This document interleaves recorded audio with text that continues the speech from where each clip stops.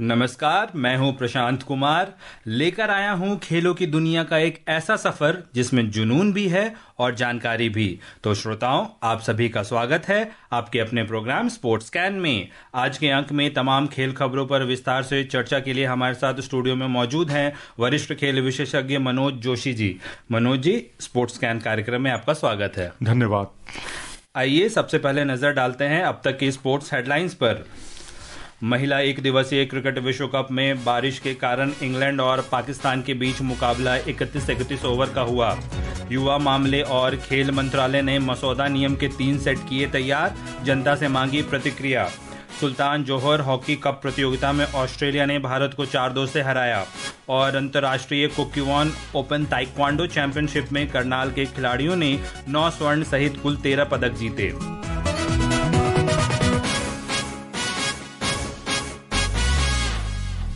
बात करें विश्व कप की, महिला विश्व कप की। महिला एक दिवसीय क्रिकेट विश्व कप में इंग्लैंड और पाकिस्तान के बीच मुकाबले को बारिश के कारण 31 ओवर का कर दिया गया है। इससे पहले बल्लेबाजी करते हुए इंग्लैंड ने 25 ओवर में 7 विकेट पर 79 रन बना लिए थे। ताजा समाचार मिलने तक इंग्लैंड ने 26वें ओवर में 7 विकेट के नुकसान पर 81 रन बनाए हैं। इंग्लैंड की शुरुआत काफी अच्छी रही नहीं अब तक देखा जाए तो। देखिए, इस मैच में तो नहीं रही, लेकिन अगर आप ओवरऑल देखेंगे तो इंग्लैंड का परफॉर्मेंस बहुत ही आला दर्जे का रहा। 4 बार की ये चैंपियन टीम रही और अगर इस बार के 3 मैच देखें तो पहले 3 मैच इसने जीते हैं। और पाकिस्तान उसके सामने बहुत अल्लड़ टीम लग रही थी इस टूर्नामेंट के शुरू होने से पहले, क्योंकि जो 3 मैच उसने जीते हैं इंग्लैंड ने, तो पाकिस्तान ने तो अब तक के इतिहास में 3 मैच जीते हैं। लेकिन यहाँ पर जिस तरह से फातिमा सना की जो इन स्विंगर गेंदबाजी थी और एक निप बेकर गेंद पर जिस तरह से उन्होंने आउट किया था, वो बड़ा काबिले तारीफ थी। इसके अलावा आप सादिया इकबाल को देखें, उन्होंने भी बहुत ही कमाल की गेंदबाजी की। आम बॉल उनकी बहुत खतरनाक थी जिस पर उन्होंने 2 विकेट भी चटकाए। डायना बेग देखें, उनकी इन स्विंगर। रमीन शमीम की देखें आप, फ्लाइट के साथ जब स्वीप मिस किया था स्लाइस कैप्से ने, तो उसके साथ ही 79 रन पर 7 विकेट, इंग्लैंड का स्कोर 25 ओवर में। यह अपने आप में बहुत कुछ चौंकाता है और बहुत कुछ बयान करता है कि पाकिस्तान की गेंदबाजी में बहुत सुधार हुआ है, लेकिन बल्लेबाजी उसकी बहुत अल्लड़ किस्म की है, मैं कहूंगा। जी, भारतीय टीम का अगला मुकाबला 19 अक्टूबर को मजबूत इंग्लैंड टीम से होगा। एक रिपोर्ट। भारतीय टीम 2 जीत और 2 हार के साथ अंक तालिका में चौथे नंबर पर है। भारत का मौजूदा नेट रन रेट 0.682 है, जो दर्शाता है कि भारत ने 2 मुकाबले शानदार तरीके से जीते हैं। भारत को करीबी मुकाबले में दक्षिण अफ्रीका से 3 विकेट से हार मिली थी। वहीं ऑस्ट्रेलिया के साथ भारतीय टीम 330 रन नहीं बचा सकी और 3 विकेट से उसे हार का सामना करना पड़ा। स्टार ओपनर स्मृति मंधाना का फॉर्म में वापस लौटना भारतीय टीम के लिए अच्छे संकेत हैं। स्मृति मंधाना ने पिछले मुकाबले में ऑस्ट्रेलिया के साथ 66 गेंद में 9 चौके और 3 छक्के की मदद से 80 रन की पारी खेली। वहीं भारतीय कप्तान हरमनप्रीत कौर का बल्ला अब भी खामोश रहा है। प्रतियोगिता में उन्होंने अब तक सिर्फ 71 रन बनाए हैं। गेंदबाजी में दीप्ति शर्मा, श्री चरणी, क्रांति गौड़ और स्नेह राणा का प्रदर्शन शानदार रहा है। भारत अब अपना मुकाबला अजय रही मजबूत इंग्लैंड से खेलेगी। इंग्लैंड की टीम अंक तालिका में दूसरे नंबर पर है। सेमीफाइनल की दौड़ में बने रहने के लिए भारतीय टीम के लिए ये मुकाबला बेहद महत्वपूर्ण साबित होगा। लवलीन निगम, स्पोर्ट्स स्कैन। मनोज जी, इस प्रतियोगिता में भारतीय टीम ने पैचेस में अच्छे प्रदर्शन किए हैं। किसी मैच में उन्होंने गेंदबाजी अच्छी की, किसी मैच में उन्होंने बल्लेबाजी अच्छी की, लेकिन कप्तान हरमनप्रीत कौर की अगर हम बात करें, काफी अनुभवी खिलाड़ी रही हैं वो, अब तक वो प्रदर्शन नहीं कर सकी है। वो प्रदर्शन नहीं कर पाई। और स्मृति मंधाना को देखें तो वो भी बात का मैच अगर आप छोड़ दें, लय आने में बहुत समय लगाया। वो बात दूसरी है कि हम वो मैच नहीं जीत पाए। हमारी बॉलिंग उस लेवल की नहीं है कि जो जिससे हम कुछ आशावादी रिस्पांस देखें या भारत से कुछ सकारात्मकता की उम्मीद करें। लेकिन दिक्कत बस यही है कि हमारी फील्डिंग बहुत खराब है।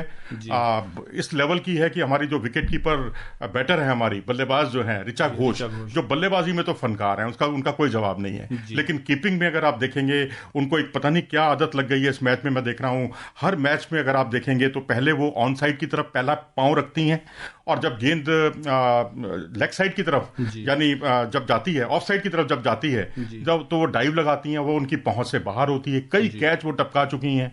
तो फील्डिंग भारत का सबसे बड़ा परेशानी का सबब है भारतीय टीम के लिए। और बाकी रही सही कसर हमारी बॉलिंग ने पूरी कर दी है। बॉलिंग में वो जो है निरंतरता नहीं है हमारे गेंदबाजों में। तो कहते हैं कि खाली बल्लेबाजी से आप टूर्नामेंट नहीं जीत सकते, मैच जीतना तो दूर की बात है जी। और ये मुकाबला काफी अहम होने वाला है, क्योंकि अगर हम इंग्लैंड की भी बात कर ले तो इंग्लैंड के स्मिथ, नाइट, ब्रंट काफी शानदार प्रदर्शन किया है उन्होंने इस प्रतियोगिता में। तो बड़ी चुनौती मिलने वाली है। अच्छे रन बनाए हैं, विकेट भी वो लेते हैं, और उनके अलावा उनकी फील्डिंग भी बहुत अच्छी है। ये तो बड़ा अप्रत्याशित है कि उन्होंने पाकिस्तान के खिलाफ जिस तरह से 7 विकेट खोए हैं।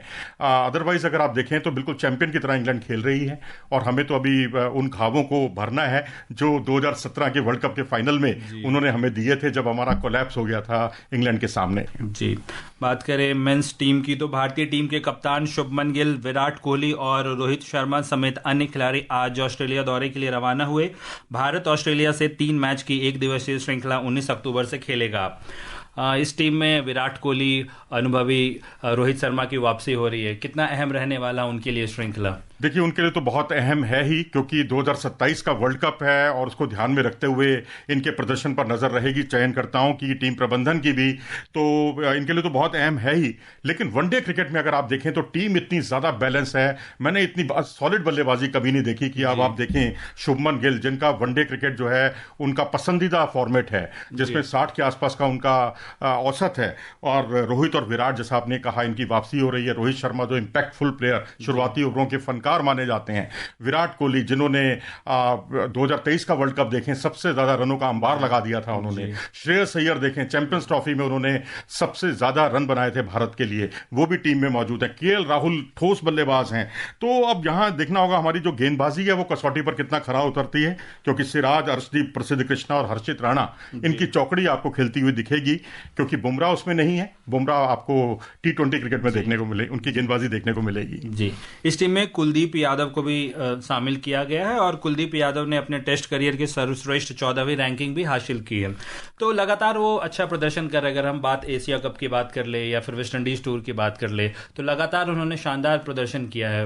मैं तो कहूंगा आगे भी वो शानदार प्रदर्शन करते रहेंगे, बस उनको मौका मिलना जरूरी है। अब आप देखें, जिस तरह आप तारीफ कर रहे हैं कि उन्होंने टेस्ट क्रिकेट में लंबी छलांग लगाई, 14वां रैंक हासिल किया, 7 पायदान की छलांग है, जो अपने आप में बहुत बड़ी उपलब्धि है, क्योंकि इससे पहले इन्हें 2025 में तो मौका ही नहीं मिला। ये 2025 के यही 2 टेस्ट मैच इन्होंने खेले हैं, और इन 2 टेस्ट मैचों में एक में वो मैन ऑफ द मैच बनते हैं जब वो 8 विकेट चटकाते हैं। इससे पिछले मैच में उन्होंने 4 विकेट चटकाए, यानी कुल मिलाकर आप देखें तो 12 विकेट उन्होंने चटकाए हैं, और ये अपने आप में उनके प्रदर्शन को बताने के लिए काफी है। और मुझे सबसे अच्छी बात जो कुलदीप की लगती है, ये है कि वो बहुत ज्यादा रिजिड नहीं है अपनी गेंदबाजी को लेकर। अगर प्लान ए नहीं चलता तो वो प्लान बी पर लौट आते हैं। आप इसी मैच में देखें, आप दूसरी पारी में वो बहुत महंगे साबित हो रहे थे। फिर उन्होंने क्या किया कि अपनी लेंथ को छोटा किया, अपनी आर्म स्पीड बढ़ाई, जिससे कि गेंद बाउंस ना करे और गति थोड़ी कम हो, और उसी का नतीजा था कि गेंद जो है पहले बल्ले पर आ रही थी, और उन्होंने जो ये 2 बेसिक बदलाव किए तो गेंद बल्ले पर नहीं आई, और उससे उनको विकेट पर विकेट मिलते चले गए। जी। और बात करें टेस्ट मैच जो पाकिस्तान और दक्षिण अफ्रीका के बीच खेला गया, तो 2 मैचों की टेस्ट श्रृंखला में पाकिस्तान ने पहले मैच में दक्षिण अफ्रीका को 93 रन से हरा दिया। नोमान अली को मैच में 10 विकेट लेने के लिए प्लेयर ऑफ द मैच चुना गया। दक्षिण अफ्रीका वर्ल्ड टेस्ट चैंपियन भी रही है, और उनके खिलाफ अपने घरेलू सरजमी पर इस तरह का प्रदर्शन दर्शाता है कि पाकिस्तान टीम भी डटकर वापसी कर रही है टेस्ट क्रिकेट में। लगातार हारने की उनको आदत पड़ गई है। तो 1-2 खिलाड़ी हैं जिन्होंने वाकई जो दोनों टीमों के बीच का बड़ा अंतर साबित हुए हैं। नोमान अली का बड़ा उदाहरण है, जिन्होंने 34 की उम्र में डेब्यू किया। अब वो 39 साल के हैं, और जिस तरह से उन्होंने यहां 10 विकेट हॉल किया, वो अपने आप में काबिले तारीफ है। और इसके अलावा जिस तरह से उन्होंने मार्करम, मुल्डर और ट्रेस्टन स्टब्स को दोनों पारियों में आउट किया है, तो जो उनकी जो मेन बल्लेबाजी की जो स्ट्रेंथ है, उसको उन्होंने एक तरह से ध्वस्त कर दिया। और उनकी फ्लाइट, उनकी लूप, उनके ड्रिफ्ट होती हुई गेंदें, एंगल उनका अंदर की ओर आती हुई गेंदें, जिस तरह से देखें, इन्होंने भी प्लान बी पर काम किया। अब प्लान ए देखें, अगर आप पहली पारी में उनकी फुलर और मिडिल स्टंप पर उनकी फोकस था पूरी गेंदबाजी का, लेकिन दूसरी पारी में उन्होंने लेंथ को थोड़ा सा पीछे किया, और इसी का उन्हें पारितोषिक मिला। लेंथ गेंदों पर जो लेंथ बॉल होती है, गुड लेंथ स्पॉट, वो उस पर वो बहुत ज्यादा निर्भर कर रहे थे, इसी का उन्हें फायदा भी हुआ। जी। युवा मामले और खेल मंत्रालय ने मसौदा नियम के 3 सेट तैयार किए हैं, जिनके लिए जनता से प्रतिक्रिया मांगी है। इन 3 मसौदों के नाम राष्ट्रीय खेल प्रशासन राष्ट्रीय खेल निकाय नियम, राष्ट्रीय खेल प्रशासन राष्ट्रीय खेल बोर्ड नियम और राष्ट्रीय खेल प्रशासन राष्ट्रीय खेल न्यायाधिकरण नियम है। ये विधेयक इस वर्ष 11 अगस्त को लोकसभा में पारित किया गया था, जिसके बाद 12 अगस्त को राज्यसभा ने भी इसे पारित कर दिया। 18 अगस्त को इसे राष्ट्रपति की स्वीकृति मिली। मनोज जी, इन नियमों से उत्कृष्ट योग्यता वाले खिलाड़ियों का चयन करने में कितनी आसानी होगी और स्पोर्ट्समैन स्पिरिट को भी कितना बढ़ावा मिलेगा? बिल्कुल जी, खेल भावना को तो महत्व मिलेगा ही, और मैं तो ये कहूंगा कि आपने इसमें पारदर्शिता लाए हैं। आप जनता के रिएक्शंस ले रहे हैं, ताकि आपको कोई आप पर यह आरोप नहीं लगा सकता कि आपने कोई बात किसी पर थोपी है। जब रिएक्शंस आते हैं लोगों के, तो उसमें कई मजेदार बातें भी सामने आती हैं, और इसमें भी काफी चीजों को अपनाया भी गया है जी। बात करें हॉकी की, सुल्तान जोहर हॉकी प्रतियोगिता में ऑस्ट्रेलिया जूनियर पुरुष हॉकी ने भारतीय टीम को 4-2 से हरा दिया। ये मुकाबला मलेशिया के तमनदया स्टेडियम में खेला गया।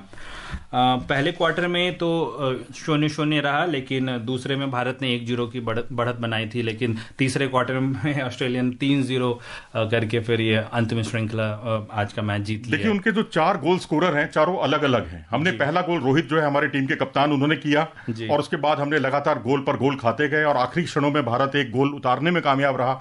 लेकिन अगर आप देखें तो पूरे टूर्नामेंट में अब तक ऑस्ट्रेलिया जितने मैच खेला उसमें 11 गोल किए, केवल 3 गोल उसके खिलाफ हुए। भारत के 2 मैच, जो 2 गोल भारत के खिलाफ खाए हैं उसको मिलाकर। लेकिन वही भारत को अगर आप देखें तो भारत ने 12 गोल किए हैं, तो 11 खाए भी हैं।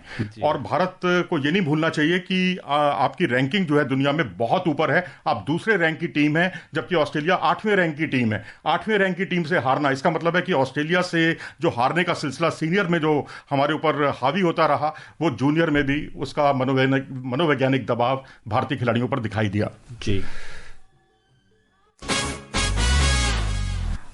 बात करें एथलेटिक्स चैंपियनशिप की, 40वीं राष्ट्रीय जूनियर एथलेटिक्स चैंपियनशिप का कल समापन हुआ। ये प्रतियोगिता भुवनेश्वर के कलिंगा स्टेडियम में आयोजित किया गया। एक रिपोर्ट।